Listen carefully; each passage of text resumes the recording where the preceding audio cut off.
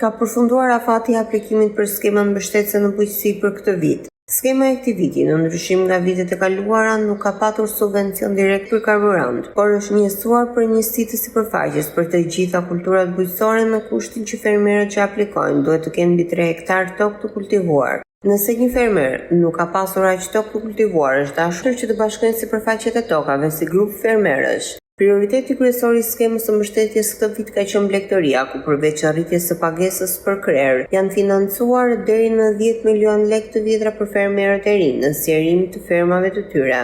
Nga ana tjetër, përveç përfitimeve për njësi të sipërfaqes, numri të krerëve dhe mbështetjes së fermerëve në zgjerimin e aktiviteteve do të ketë kompensim për 10% të vlerës së produktit të shitur, me kusht që të merret faturat tatimore e shitjes së prodhimit. Drejtori i Areb Lushnje në zonën e jugut të Shqipërisë, zoti Ferdinand Shani, pohon se numri i fermerëve të interesuar këtë vit është i përafërt me vitet e shkuara, ku një ndikim të veçantë ka dhënë Bashkimi i Fermerëve për sipërfaqet e tokës që ka çuar në arritjen e numrit të përfituesve.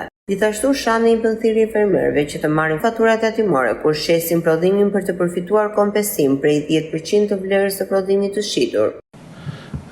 Fermerët patën kohën e mjaftueshme për të bërë aplikimet, interes ka patur, ndoshta numri i fermerëve për të aplikuar që e më i ulët për njësi për sipërfaqe, por kjo nuk do të thotë që nuk qeje aplikim që u bën vitet e kaluara.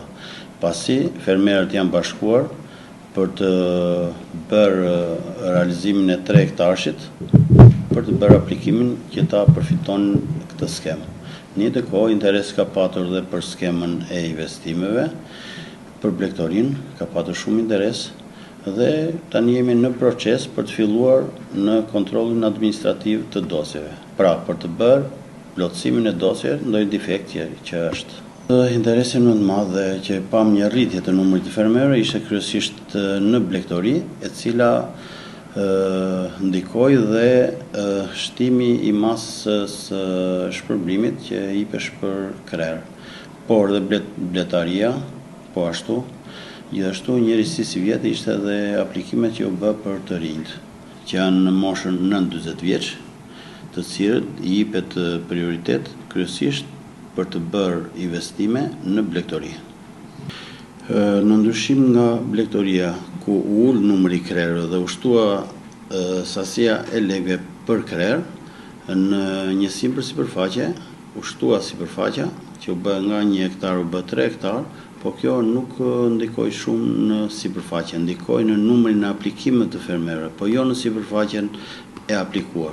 Pasi fermerët u organizuan duke bashkuar tokat, gjë e cilën është dhe në favor të fermerëve në konkurrencën që bëjnë bujqësi. Një mbështetje për fermerët dhe një mbështetje shumë e mirë është dhe pagesa 10% për faturën e shitjes. Fermerët duhet të marrin të gjithë faturat për të përfituar 10% të vlerës së shitjes. Duhet të marrin fatura me TVSH dhe të ndjekin të gjithë procedurat për të bërë aplikimet.